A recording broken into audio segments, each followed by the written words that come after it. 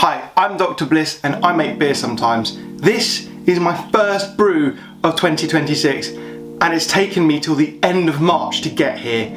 I've just had no time for brewing. If you're a brewer like me, you know how long an all-grain brew day can be. I simply have not had that much uninterrupted time. But today I do have time. Today I do have a recipe.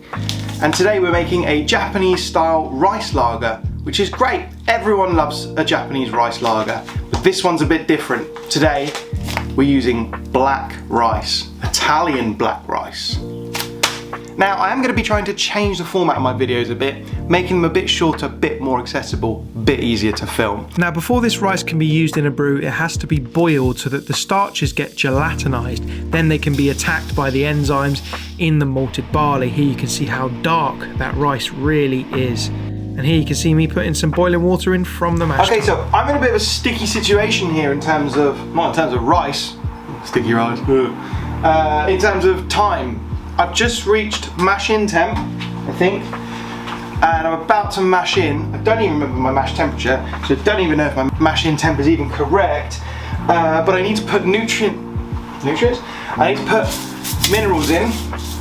I think it's 5.5 grams of gypsum and 3.5 cal chloride into 15 litres mash. I think it's 25 litres total. So what I'm going to do, I'm going to mash in all my other grains and then I'll mash in the rice afterwards. So the rice might not get a full hour's worth of mash, but it's probably still going to be enough. It is boiling, but it needs to boil for quite a bit longer. So, the rest of the recipe, 2.5 grams Pilsner malt, 2.5 kilos of Pilsner malt. Everyone knows I love Pilsner malt. It's gone up in price. They charged me £9.70 for some Pilsner malt. It used to be 6 something. It used to be almost like just under £7. Flipping, don't know what that's all about.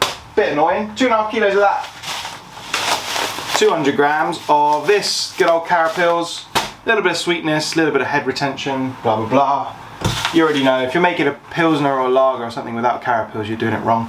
Actually that's not true, you could be doing a cereal mash. There's lots of different reasons why you wouldn't have to, but I'm going to use it. And the final ingredient is Carafa Special 1. I actually have this in my recipe as Carafa Special 3, but I decided last minute to use Carafa Special 1 because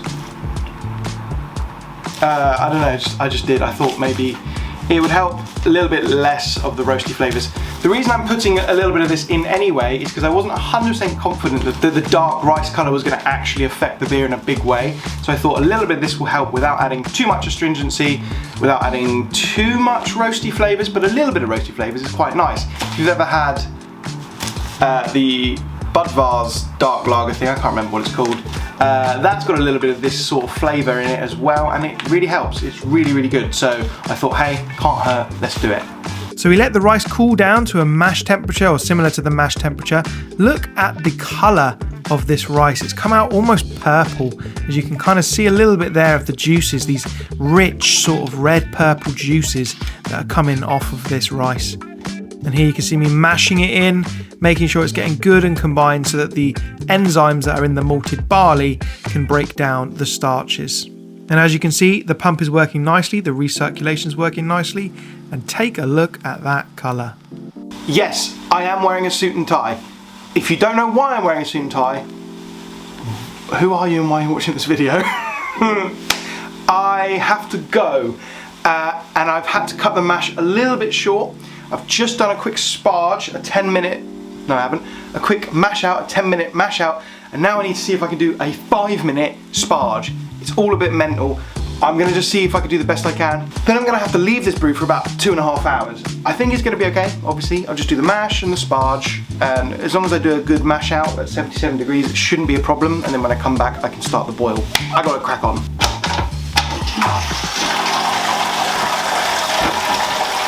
Great drainage.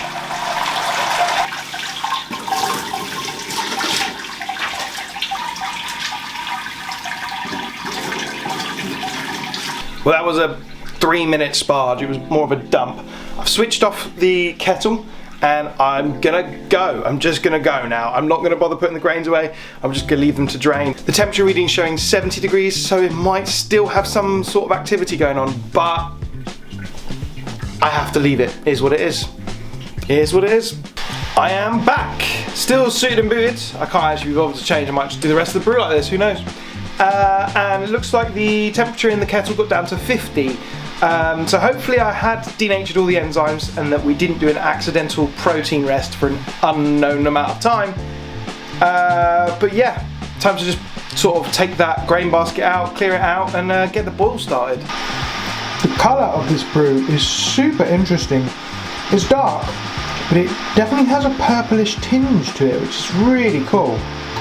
We're at rolling boil. The pre-boil volume is 6 gallons, which I think is a little bit higher than I thought, so not going to complain. That's more beer, but I guess we'll look at the numbers when it's all finished. Anyway, we've hit rolling boil, and you know what that means. First hop addition.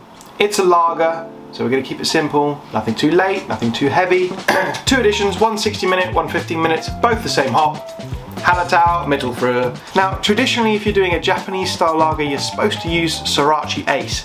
I believe it's the only hop that's actually native to Japan, I think. Anyway, it's super popular in Japanese lagers, but it's a bit of an acquired taste. Not every Japanese lager uses it. A lot of the ones you get on the high street don't use it. And so I've gone more the direction, yes, of a German hop. And I think that using Hallertau is probably just going to make the beer that little bit easier to drink. A lot of people from Sorachi Ace, they get like this lemongrass dill thing that not everyone really vibes with. I like it, but I decided that I would do something a little bit more down the straight and narrow. So yeah, this is 3.4% alpha acid, so pretty low. I'm going to put 25 grams in now in a hop bag, and then I will put 15 grams with 15 minutes left in the boil. Let's do a little hop smell test, why don't we? I've smelled Hallertau Mittelfrüh a million times, but you never know what you might get. Particularly floral, like a bouquet of flowers, like sort of like if you ran a lawnmower through a flower bed. That's what it would smell like. It's pretty good. It smells like a good batch.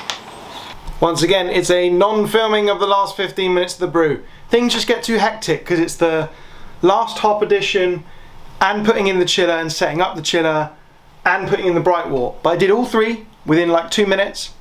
Just give it 10 minutes to sterilize everything, and then we'll start cooling down, and I need to start setting up the fermenter. A quick hydrometer test shows a value of 1042, which is pretty good.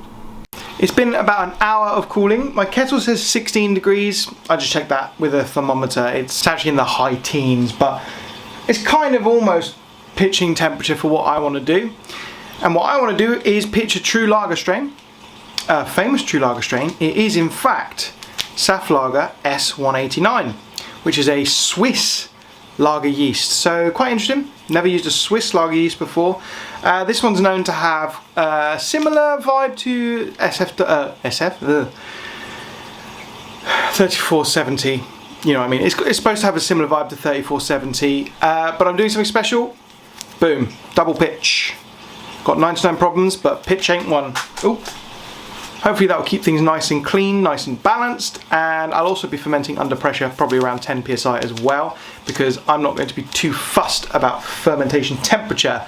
I'm thinking probably high teens. I'm just going to basically pitch it however cool I can get this. If I can get it in the high teens, pitch it, let it ride. It's under pressure, it'll be okay.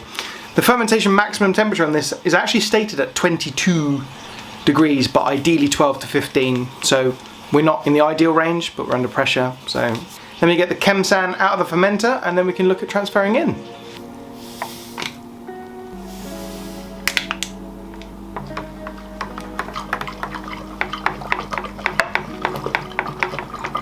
Now, fermentation started off as a cute little dome for a couple of hours. It managed to get itself up just over 18 degrees, and as you can see, it put out a fairly healthy krausen with a little mountain in the middle.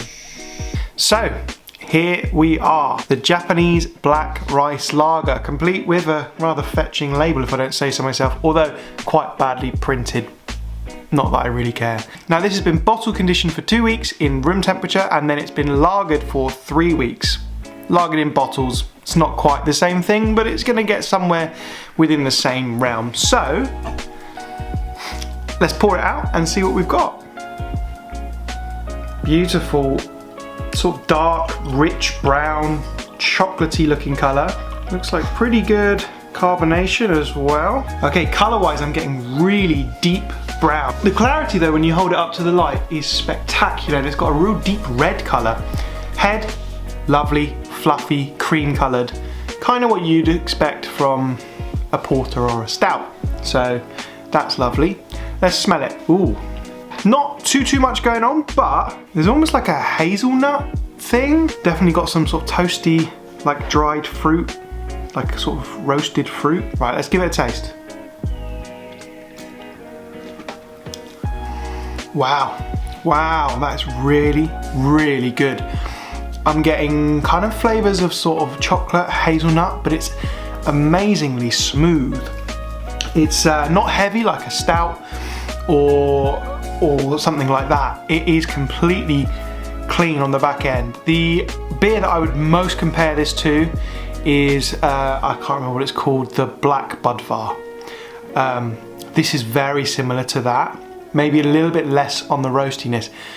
But the best part about this beer is the finish. It is unbelievably dry and it's so refreshing. Like, I never thought I'd be saying this about a dark coloured beer, but it's almost chuggable. It's quaffable.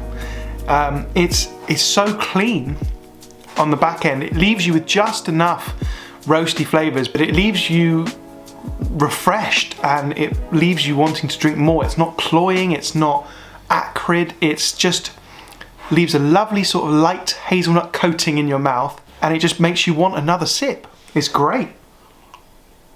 That is really, really good. Really, really good.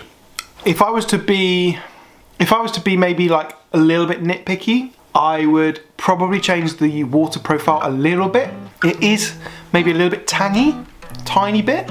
Like there's a zing, like a bright, almost acidy zing that maybe could be toned out a bit and it would be for the benefit of the beer. So maybe I would change some of the water chemistry around, maybe put some bicarb in there, just change a few things around, maybe up the calcium as well. But this is really a top quality beer and out of a really interesting ingredient as well. So really, really cool. Anyway, I'm Dr. Bliss. Go have a beer.